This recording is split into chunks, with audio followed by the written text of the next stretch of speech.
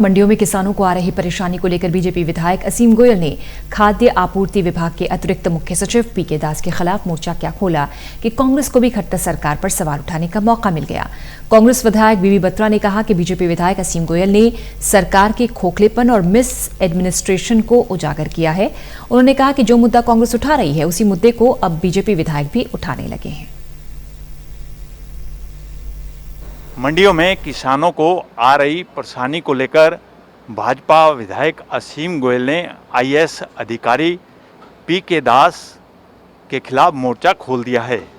इस समय मेरे साथ हैं कांग्रेस विधायक बीबी बत्रा। इनसे जानते हैं कि वो विधायक के इस कदम को कैसे देखते हैं।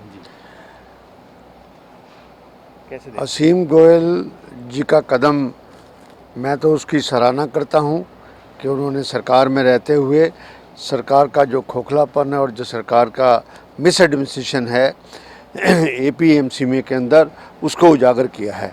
और वैसे भी जो 3 विधेयक और बिल पार्लियामेंट में पेश हुए हैं, किसान उन सब के खिलाफ है और वो किसान का को कोई सुविधा या उसको उनका स्तर उठाने के बजाय उसको और नीचे जाने का काम करेंगे। कई बार ऐसी बात हुई इस बात के लिए कि आज भी ये मुद्दा बड़ा ज़बरदस्त ज्वलंत और जिसका सरकार के पास कोई जवाब नहीं है कि आपको एमएसपी के बारे में लेजिटिमेट नोटिफिकेशन करने में क्या दिक्कत है। Government could not give any justification till today. Even सबने अनाउंसमेंट ज़रूर कर दिया है और उसके बाद जो सदियों पुराना एपीएमसी का सिस्टम चला जा रहा था, एग्रीकल्चर प्रोड्यूस मार्केटिंग कमेटीज़ का सिस्टम, उस सिस्टम को सरकार क्यों ब्रेक करना चाहती है। और साथ में ये एलिगेशन लगाना कि कांग्रेस का जो मुद्दा था इससे भिन्न था।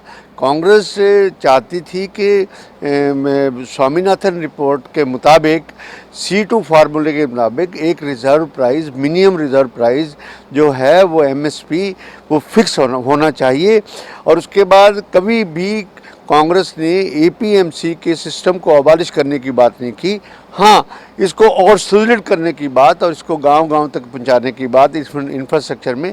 इसमें अगर प्राइवेट प्लेयर्स आते भी हैं तो प्राइवेट प्लेयर्स में अगर किसानों को फ़ायदा मिलता है, पर उसमें मेरे को लगता है कि कोई फ़ायदा नज़र आ नहीं रहा है, क्योंकि जब सरकार ही एमएसपी के मुद्दे के अंदर चुप है तो वो उन किसानों की और दुर्गत होगी और सब कुछ होगा।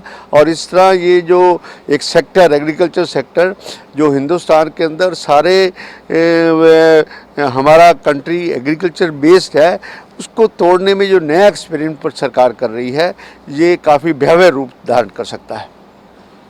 बत्रा जी, जिस तरह असीम गोयल विधानसभा परिसर के बाहर बैठे हैं, क्या आम विधायक को अनुमति है क्या वो भी धरना प्रदर्शन कर सकते हैं हरियाणा के किसी भी इशू को लेकर?